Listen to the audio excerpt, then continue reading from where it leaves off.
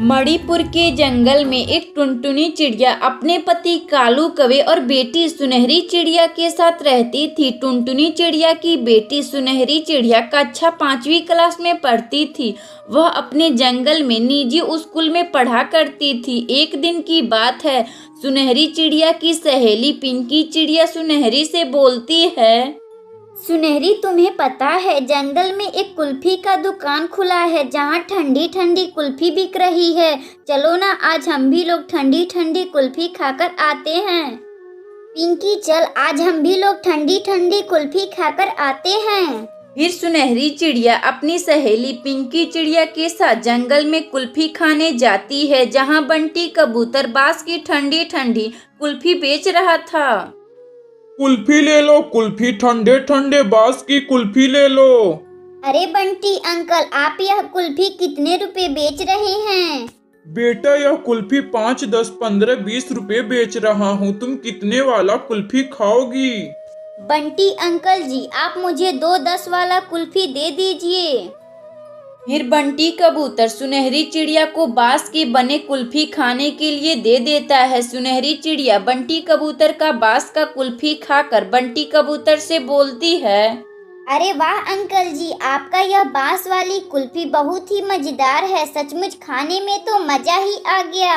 सुनहरी चिड़िया बंटी कबूतर को पैसे देकर शाम को जब अपने घर आती है तो अपनी माँ से कुल्फी के बारे में बातें करने लगती है। माँ, जंगल में बांस वाला कुल्फी बिक रहा है। मैं आज बांस वाला कुल्फी खाई हूँ, मुझे बहुत ही स्वादिष्ट लगा। माँ, क्यों ना आप भी बांस वाला कुल्फी बनाकर मुझे खिलाती हैं। सुनहरी, तुम चिंता मत कर, मैं तुम्हें कुछ दिन बाद बांस वाली कुल्फी बनाकर खिला दूंगी। सुनहरी, तुम अब सो जा, तुम्हें कल स्कूल भी तो जाना है।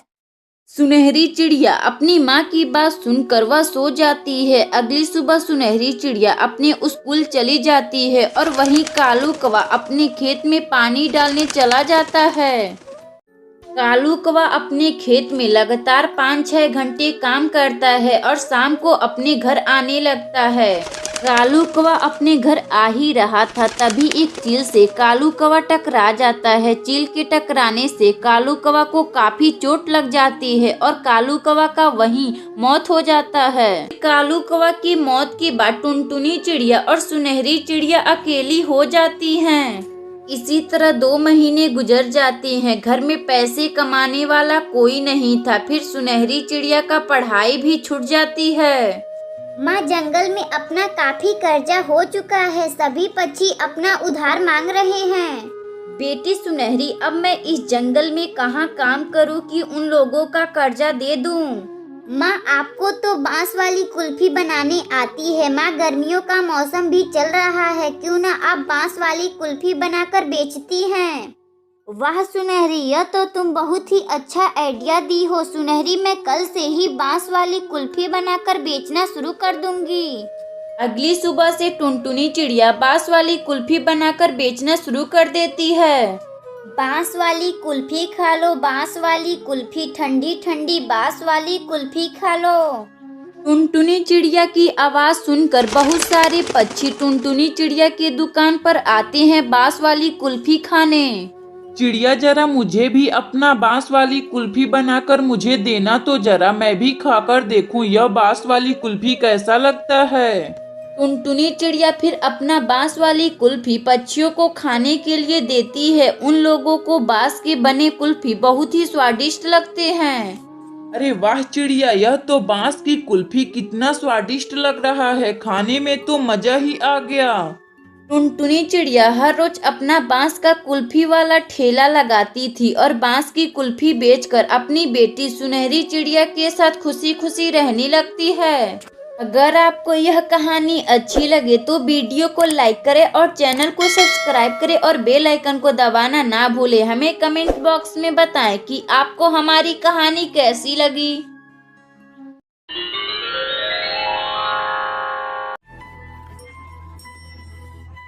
लक्ष्मणपुर के जंगल में टुनटुनी चिड़िया अपने पति कालू कौवे के साथ रहती थी। टुनटुनी चिड़िया का पति कालू कौवा जो एक किसान था, वह खेती बाड़ी का काम भी किया करता था। टुनटुनी, अरे ओ टुनटुनी, मेरा टिफिन पैक कर मुझे दे दो, मैं खेत में जा रहा हूँ काम करने। कालू जी, मैं आपसे एक बात बोलूं? क्या बात है टुनटुनी, बोलो क्या बात है। कालू जी, आप खेत से आते समय बाजार से फूल गोभी लेते आइएगा। घर में सारा फूल गोभी खत्म हो गया है। आप सभी सब्जियां उगाते हैं, बस फूल गोभी क्यों नहीं उगाते हैं? ठीक है टुनटुनी, मैं शाम को जब खेत का सारा काम कर लूंगा तो आऊंगा, तो फूल गोभी लेते आऊंगा।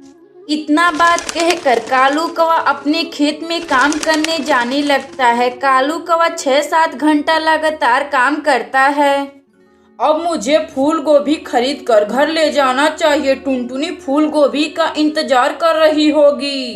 फिर कालू कौवा फूल गोभी खरीदने के लिए सब्जी मंडी में पहुंचता है। अरे कालू भाई, बहुत दिनों बाद आए हो, कहो कैसे आना हुआ। बंटी भाई, मुझे कुछ फूल गोभी चाहिए, तुम्हारी भाभी टुनटुनी ने मांगी है। अरे कालू भाई, यह फूल गोभी बहुत ही महंगे मिल रहे हैं मंडी में। कितना रुपए किलो मिल रहा है फूल गोभी बंटी भाई? कालू भाई, बाजार में फूल गोभी 80 रुपए किलो है। तुम मेरे अपने आदमी हो तो मैं तुम्हें 70 रुपए किलो लगा दूंगा। तो ठीक है बंटी भाई, तुम मुझे 2 किलो ताजे ताजे फूल गोभी तौल कर दे दो।